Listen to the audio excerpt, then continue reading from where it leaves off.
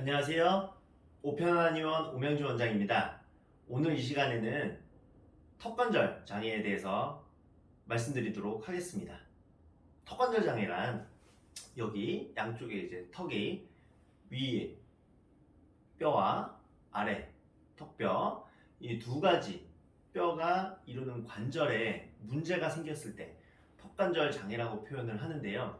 보통은 집에서도 쉽게 셀프로 자가 진단을 할 수 있는 방법이 있습니다.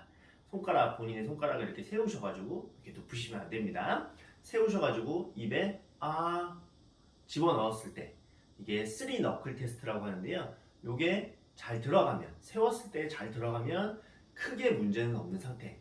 두 개밖에 안 들어간다, 하나밖에 안 들어간다. 이때는 중증이 되는 거겠죠.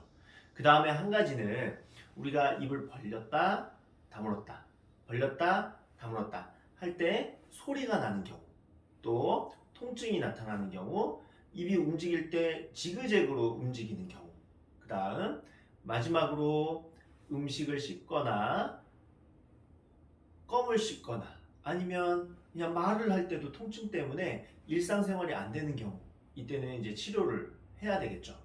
보통은 우리가 턱관절에 대해서 보다 보면 턱관절에 있는 그 사이에 뼈와 뼈 사이에 디스크라는 게 존재합니다. 그래서 그 디스크가 윗뼈와 아래턱뼈 그 두 가지가 움직일 때 디스크가 빠져나오면서 정확하게 잘 움직여줘야 되는데 그게 좌우가 다르게 아니면 빨리 디스크가 빠져나오는 경우가 있습니다. 그때는 소리가 나기도 하죠. 이런 증상들이 유발되는 경우가 있고, 또 하나는 단순하게 턱관절에 있는 디스크 때문이 아니라 목뼈, 상부 경추하고 관련이 있는 경우가 많습니다. 여기서 보시면 보여드릴게요. 이렇게 보시면 1번 경추, 여기가 2번 경추, 목뼈입니다. 1번 경추하고 2번 경추 두 가지가 좀 다른 모습을 갖고 있어요. 일반적인 척추는 모두 다 이런 식으로 뒤에 극돌기라고 해서 뾰족뾰족하게 튀어나와 있는데요. 그 두 가지 뼈만 튀어나와 있지 않습니다.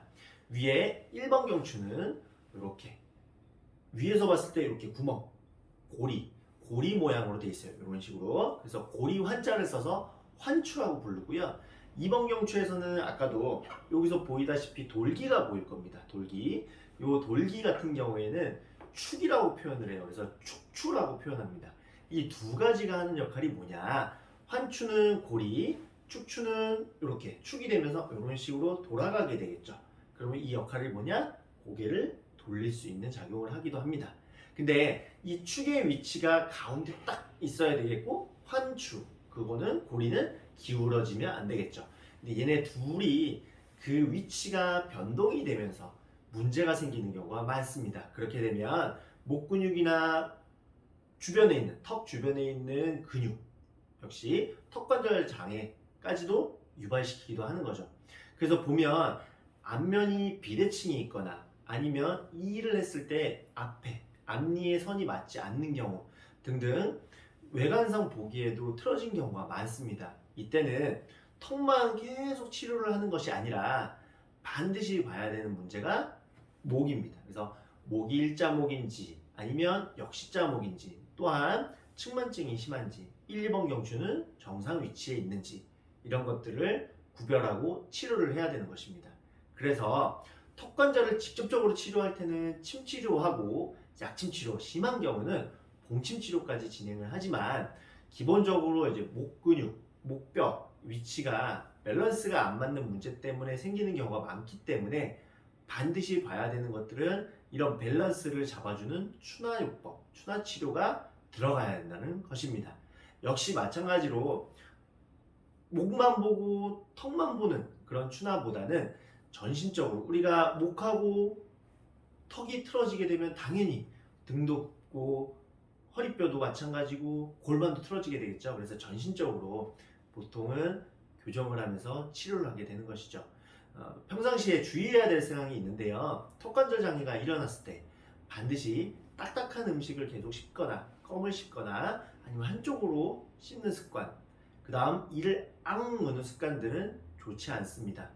그래서 혹시 흡연을 하신다면 흡연하는 자세도 썩 좋지는 않습니다. 그래서 그런 것들을 좀 피해 주시는 게 좋고요.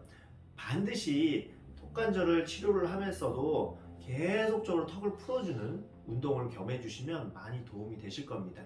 그래서 오늘 이 시간에는 대략적인 그러니까 턱관절 장애란 무엇이고 원인은 무엇이고 그 다음에 증상은 무엇인지에 대해서 말씀드리고자 있는데요. 앞으로 치료편에서 어떤 치료가 들어가는지도 따로 설명을 드릴 테니까요. 일단은 우리가 집에서 체크를 해봤을 때 증상이 심하다라고 했을 때는 반드시 한의원에 가셔서 전문의의 진료를 받아보시길 바라겠습니다. 그럼 감사합니다. 좋아요와 구독 눌러주세요.